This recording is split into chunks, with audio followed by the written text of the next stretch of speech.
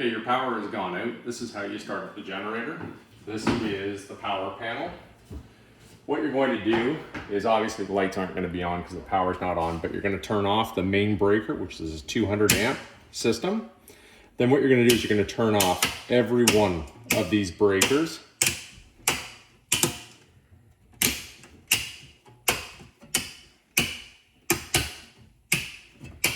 Now you'll notice that there's this blue system here. This is the generator breaker that's here. We're not going to turn that on yet, but this blue system will not allow you to re-energize the main system while the generator is running.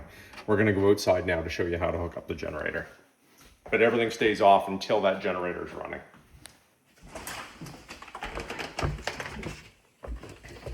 Inside the meter base cabinet, you'll see an outlet down here. This is the outlet that the generator gets plugged into.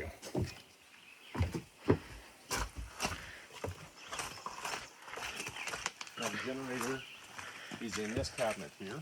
This lock, the combination is 3030. You'll take the lock off, lift the top, open the doors. If the generator is running, this has to stay open. It cannot be closed, otherwise the generator will overheat. Now, the generator, the preference is to have it run off of propane, just that way it doesn't gum up the carburetor and that sort of stuff. But if you do run out of propane, there is a spare gas can in the garbage container that's outside and to the left of the front door. So the startup procedure for this is we're going to take the cable off. We basically open the propane tank all the way. There's a choke that is on the far side of the generator, just above the water or the air filter.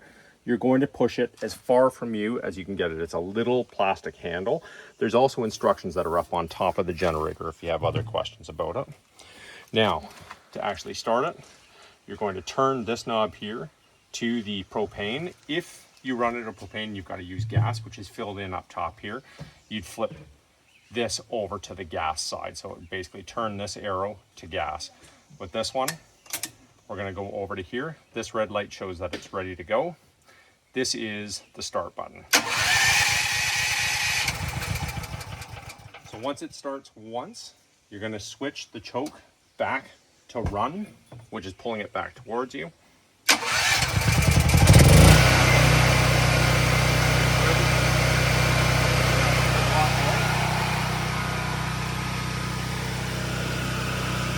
So what you're going to do now is you're going to hook up the cable. This end here gets hooked in.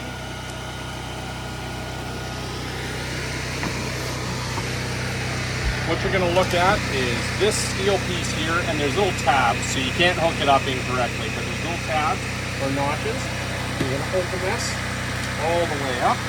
This steel piece goes here. There's like a little steel chunk that it makes contact with. There is no power running to this at this time, so there's no worries. You're going to turn it quarter turn until it doesn't want to come out, and then there's this lock ring that just locks on like this. Now what you'll do is you'll go back to the generator, and you're going to plug this end in to the 50 amp outlet.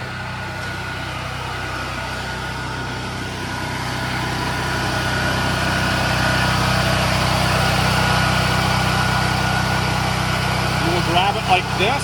Don't touch any of these here. There's no power going to it, but there. Now we'll go back into the cottage to start.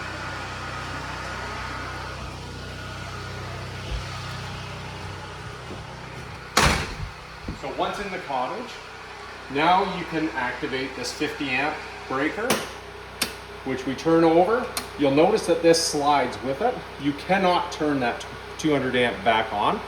If you did that, if it was able to do that, it'll backfeed the line, potentially hurting the lineman further down the line trying to fix it. So it's really important that this never gets turned on while this is on.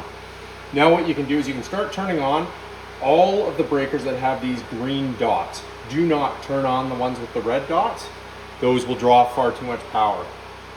So we're going to slowly just turn each one of the green lights or the green dots back on.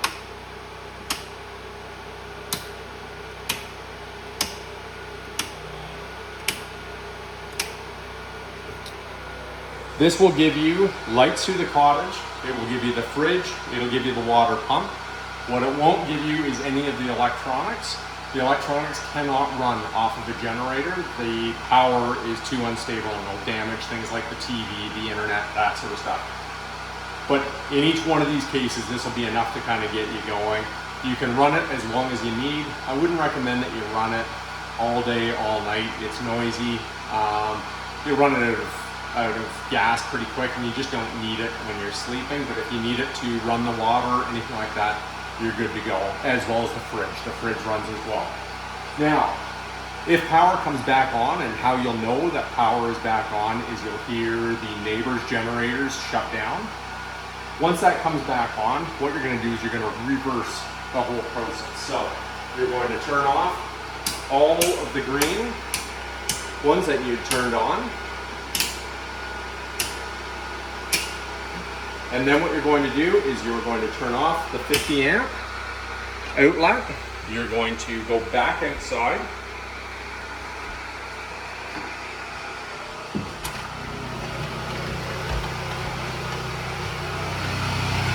You're going to shut the generator down.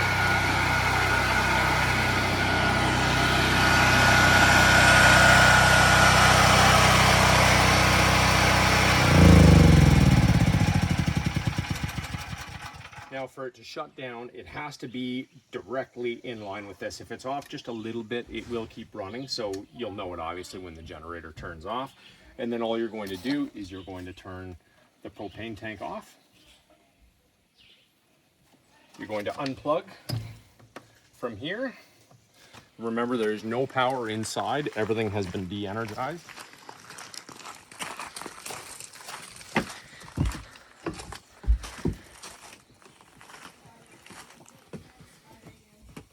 You're going to undo the lock ring, twist this half or quarter turn back, pull that out, close this, go back inside.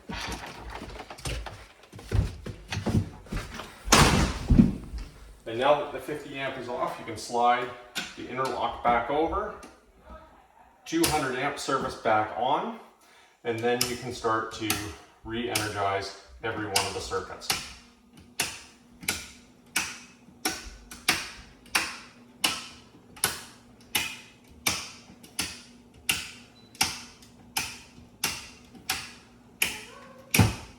Now, you will have to give internet a moment. It has to reload itself back up, but once it's up and going, you should be good to go. And that's how you run the generator. As a reminder, you cannot have this on and this on at the same time. That is a huge problem, so don't do that.